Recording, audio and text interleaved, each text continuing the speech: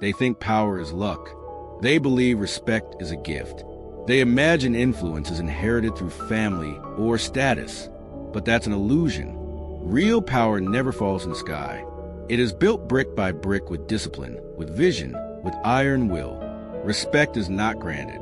It is designed to the way you control presence, the way you command a gaze, and the image you plant into the minds of others. Influence is not a gift.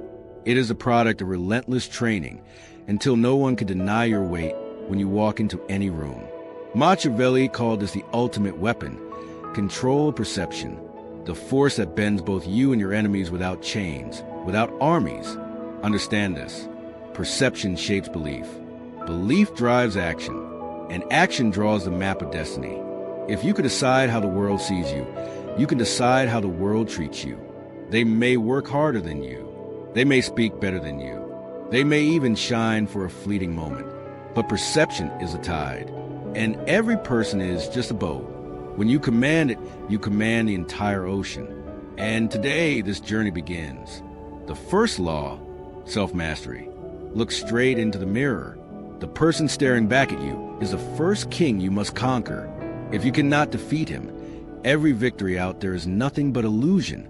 Power does not begin with the crowd, not with applause, not with fame or money.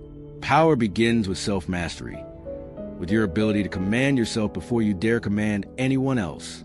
Every human is born with instincts that drag them downward. The laziness of the morning, the craving for short-term pleasure, the toxic whispers in the mind. You're not enough. You're not ready. Someday, ordinary people surrender. They wait when it's convenient. They eat when they crave. They speak without thinking, and they waste time as if it were infinite. But the untouchable moves in the opposite direction. He makes instinct his servant. He rises when discipline commands, not when the bed begs. He eats to sustain strength, not to please hunger. He chooses silence over weak reactions. Here is the cold truth. The most dangerous man is not the richest, not the most handsome. The most dangerous man is the one who can control himself. Discipline turns him into a weapon. Restraint makes him unshakable. Silence makes him mysterious. And mystery is a magnet. It pulls people closer without a single call. Picture this. A man walks into the room. He says nothing, but his posture is upright. His gaze is sharp. His breathing steady, not rushed, not weak. You feel his weight before he utters a word. That is the mark of self-mastery. When you dominate the world within, the outer world has no leverage left. Temptation loses its fangs. Doubt goes silent. Fear is stripped of its blade. Self-mastery is not a vague philosophy. It is a personal war repeated every morning. The first battle against the bed, when it seduces you to stay. The second battle against cravings that demand you betray your body. The final battle against the whisper in your head that says you're not good enough. If you lose those battles, you cannot win the greater ones. But if you win them day after day, you carve yourself into someone no storm can bring down. Remember this. Every kingdom falls. Every throne is passed on. But the crown of self-mastery can never be stolen. Stop and ask yourself, if I cannot command myself, what value do my commands hold over others? The second law, presence. Self-mastery is the foundation. But a foundation is not enough. Power must radiate. It must be felt even before you speak a single word. That is presence, the weight you carry, the invisible force others sense the moment you enter. Remember, power kept hidden withers away. Strength that never projects outward turns to dust. When you have mastered yourself, the world begins to feel it. Even in silence, your presence speaks. This is not arrogance. This is gravity. And gravity does not beg. It simply pulls everything toward itself. A decisive look, a moment of silence, a posture that does not waver. Sometimes these are stronger than 1,000 words. The untouchable man knows this.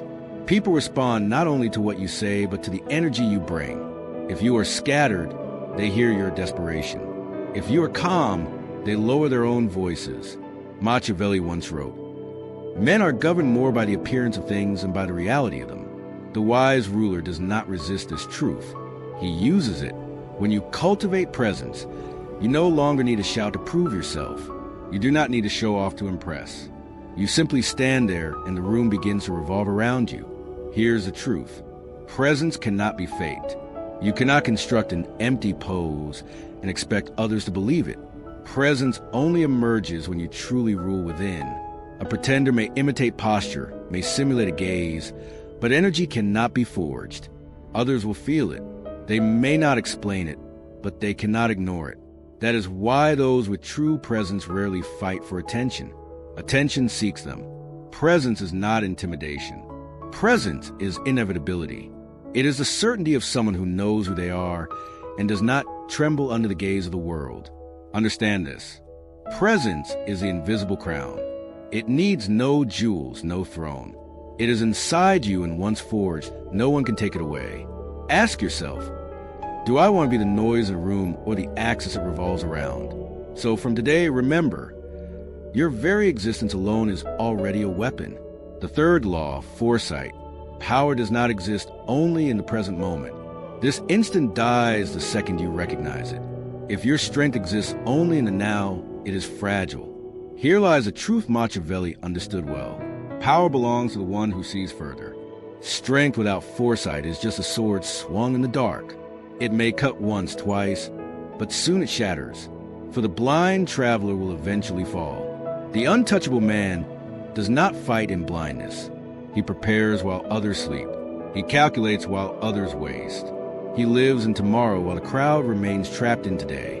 Machiavelli wrote, "Fortune is like a flood. It sweeps away those unprepared. But he who builds dikes, who digs channels, does not only survive, he masters the waters." Ordinary men wait for opportunity. They pray for luck. But the man of foresight has already carved the path long before the opportunity appears. From the outside, he may look like someone who got lucky, but the truth is, his victories are traps set months, even years in advance. This is the silent armor, preparation unseen until it is too late. The man without foresight lives as a slave to chance. He waits, he reacts, he complains. Every disruption breaks him because he never imagined it could happen. But the man with foresight is never surprised. He has pictured the storm. He has prepared for betrayal. He has planned for failure. So when the world trembles, he does not. This is not paranoia. This is power. Because foresight is not predicting every detail of the future. Foresight is shaping yourself so that whatever happens, you are ready to turn it into advantage. The man of foresight studies patterns. He reads the moves of others. He observes in silence while the crowd throws itself into traps. Sometimes, those very traps are the ones he set. But foresight demands one rare quality: patience. The impatient act too soon. The impatient burn themselves out. The impatient destroy their own plans. The man of foresight knows how to wait. Wait in silence. Wait in the dark. And when the moment arrives, he is already standing at the crossroads where all paths must pass. Foresight is not a short-term game. It is a 100-step strategy. While others wrestle with today's failures, he is already calculating next year's move. That is why when the storm clears, he is the last one still standing. Ask yourself, am I trapped in this moment, or have I already moved my home into tomorrow? You do not wait for the future. You create it. The fourth law, resilience. Power is not just the light of dawn. It must be the fire still burning even when night surrounds it. This is the law of resilience. Because strength cannot be measured on easy days. Strength is measured in the storm. The world does not reward the one who shines only when the sky is clear. The world only acknowledges the one who still stands when everything around collapses. Resilience is not avoiding pain. Resilience is turning pain into steel. It is allowing the fire to burn, not to destroy, but to forge. Machiavelli once warned, fortune is brutal, uncertain, merciless. But that brutality does not kill the resilient. It only exposes them. When life takes away comfort, when plans shatter, when allies abandon, the weak beg for salvation, but the resilient clench their jaw, hold their breath, and keep walking. He does not fear suffering. He invites it because he knows pain is the sculptor that shapes power. The ordinary see suffering as punishment. The resilient see suffering as a forge.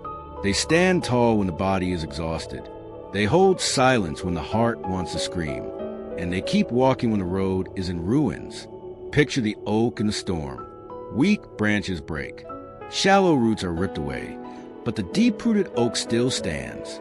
It may sway, but it does not fall. That is resilience. Flexible without surrender, enduring without breaking. And when the storm passes, that oak remains, casting its shadow while countless fragile trees lie flat on the ground. The resilient possess one terrifying advantage: inevitability. You may block him, resist him, doubt him, but if he does not disappear, time will side with him, because the world must eventually yield to the one who cannot be broken. This is the law of endurance. You do not need to be the fastest. You do not need to be the best. You do not need to have the most support.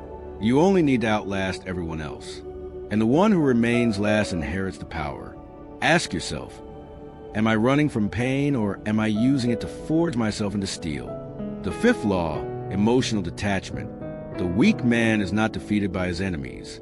He is defeated by his own emotions. One insult can make him explode in anger. One look of disdain can make him tremble. One rejection is enough to break him. That is slavery. Slavery to anger, to fear, to desire. The untouchable is different. He feels everything but does not let emotions command him. He feels anger but does not erupt. He knows fear but does not shake. He recognizes desire but does not bow before it. This is emotional detachment, not numbness, not emptiness, but absolute power.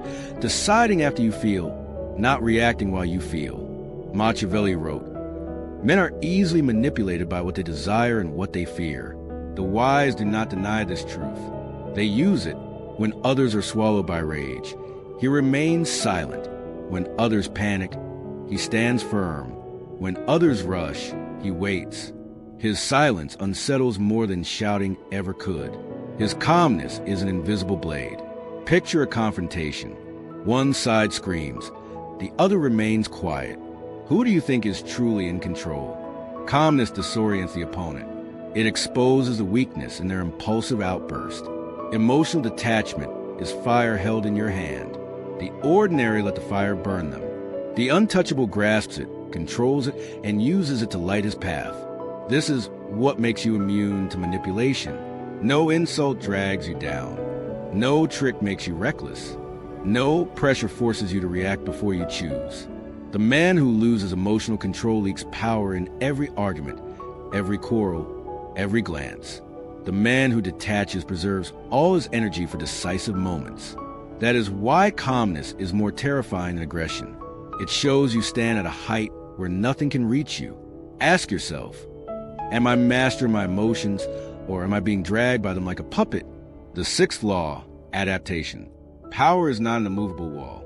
True power is water, shifting its course without losing its direction. History proves this. Every fortress, no matter how strong, eventually falls if it cannot change.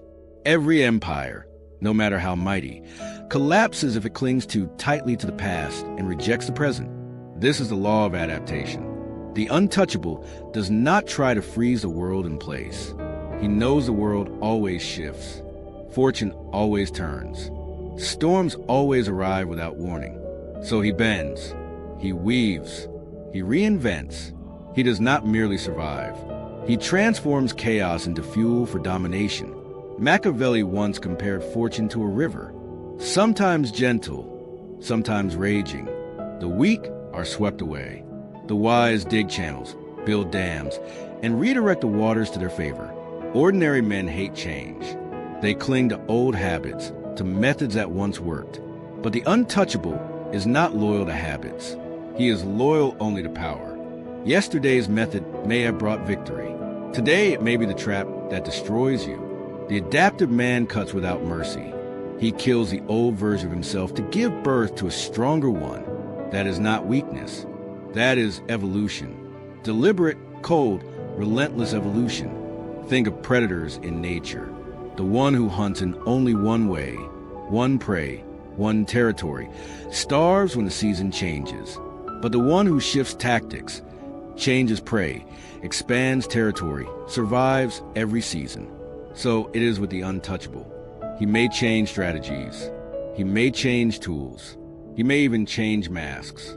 But the inner axis never shifts. Seek power, hold power, never be surpassed. This makes him unpredictable. Others cannot know how he will strike. No one corners him. For every time they think they've trapped him, he finds another exit. That is the terror of adaptation. No one can pin you down. Ask yourself, am I clinging to what once worked, or am I ready to kill it to become stronger? The seventh law, influence. Inner strength makes you unshakable. But strength only becomes true power when it radiates outward, when it shapes others. This is the law of influence. Influence is not about being liked. Influence is not about surface numbers. For the same crowd that cheers your name today will forget you tomorrow. So what is real influence? It is making others adjust their rhythm to yours. It is turning your presence into the axis they revolve around. Machiavelli said, "Men are more often led by appearances than by the truth." The wise do not fight this fact. They use it. They carve their image until it becomes a badge, a symbol, a truth that cannot be denied in the eyes of others. The untouchable does not chase influence. He becomes influence. When he enters, attention finds him. When he speaks a single sentence, it echoes louder than another man's speech.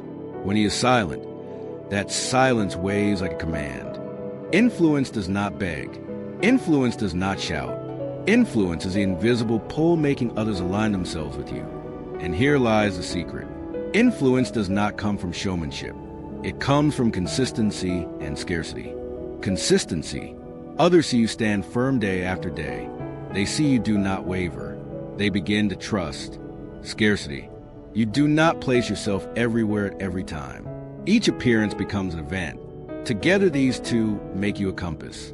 Others adjust their needle to follow you even when you never asked them to. That is when your power escapes the boundaries of yourself and becomes a law the crowd obeys. Ask yourself, am I chasing attention, or am I making attention chase me? The summit, mastery. There's a summit where all laws converge. Discipline, presence, foresight, resilience, emotional detachment, adaptation, influence, all woven into one. That summit is called mastery, and its crown no one can hand to you. You can only forge it yourself and place it upon your own head. Understand this. Mastery is not perfection. Perfection is an illusion. Mastery is command. The untouchable does not boast that he never makes mistakes. He proves that even when he does, he still controls. He may stumble, but he does not stay down. He may lose, but he does not let defeat write the final chapter. He may suffer, but he does not let pain dictate the next step. That is mastery. Command over emotion, command over action, command over image, command over the path he walks. Machiavelli wrote, "Fortune punishes those unprepared, but spares those who know how to command circumstance." The one who reaches the summit of mastery does not hope for favorable conditions. He prepares so completely that no matter how life turns, he still stands. That is when your power becomes inevitability. Not accident, not chance, but the undeniable result of thousands of days of forging. The master does not compare himself to others. He compares himself only to the man he was yesterday. Each day sharper, each day more alert, each day quieter, each day deeper. And so no one can catch up. This crown is not made of gold or silver. It is made of scars turned into armor, of failures turned into strategy, of pain turned into strength. And once you wear this crown, you no longer chase recognition. Recognition chases you. You do not hunt opportunity. Opportunity hunts you. You do not need to prove yourself.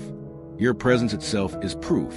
Ask yourself, am I waiting for someone to place the crown, or am I forging it myself?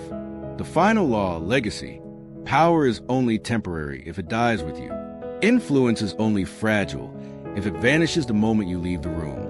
But legacy is the only power that outlives death. This is the law of permanence. Understand this. Legacy is not reputation. Reputation is just noise. The crowd that praises you today will bury you in forgetfulness tomorrow. Today's applause becomes tomorrow's silence. Reputation is fleeting, but legacy is the imprint carved into collective memory. Even when your body disappears, your name and influence still echo. Look back at history. Caesar's Rome collapsed. Alexander's empire dissolved. Yet the name Caesar, the name Alexander, still commands reverence after thousands of years. Because stone can break, armies can scatter, wealth can vanish, but will vision and present imprint in the minds of others cannot be erased. The untouchable understands this. He does not waste his life chasing instant applause. He does not squander himself on fleeting attention. He builds each day like a brick, set into the structure of his legacy. Every choice is a brick. Every act of discipline is a carving. Every stand against a storm is cement binding his structure so it can never collapse. Legacy is not what you leave at the end of your life. Legacy is what you are building right now. Each morning of discipline, part of your legacy. Each silence kept when it matters, part of your legacy. Each time you turn pain into power, part of your legacy. The man who leaves nothing dies twice. Once in body, once in memory. The man with legacy dies only once. For memory keeps him alive forever. That is why legacy strikes fear. It grants you immortality in the minds of men. Ask yourself, if tomorrow I vanished, what me would remain? The forge, solitude. There is a truth most people fear. Solitude. They avoid it. They bury themselves in crowds, in noise, in cheap recognition. Not because they love others, but because they are running from themselves. The untouchable is different. He does not fear solitude. He seeks it because solitude is not punishment. Solitude is the forge. It is in silence that your true essence is revealed. No applause, no encouraging gaze, no hand pulling you up. Only you and the truth. The weak fear facing that truth. The strong see it as the moment power is born. In solitude, you discover you do not need the crowd to exist. You do not need praise to move forward.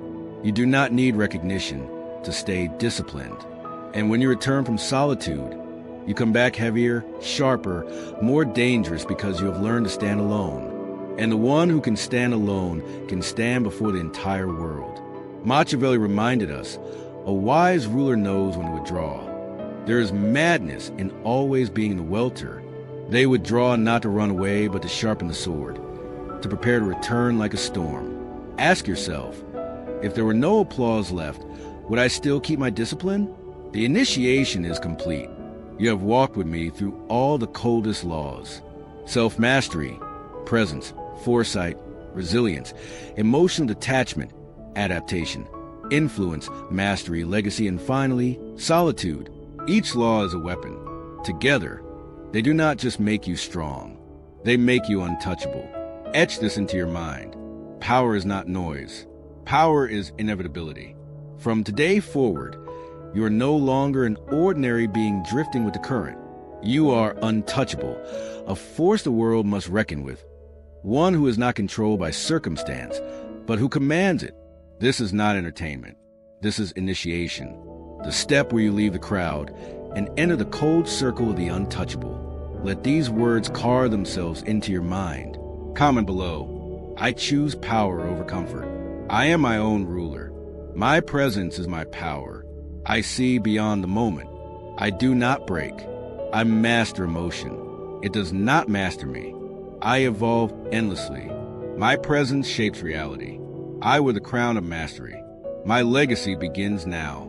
I grow strongest in solitude. Leave your final vow. I am untouchable. Let it become the vow you carry beyond this article, because this is not the end. This is only the beginning, and soon the world will feel your weight.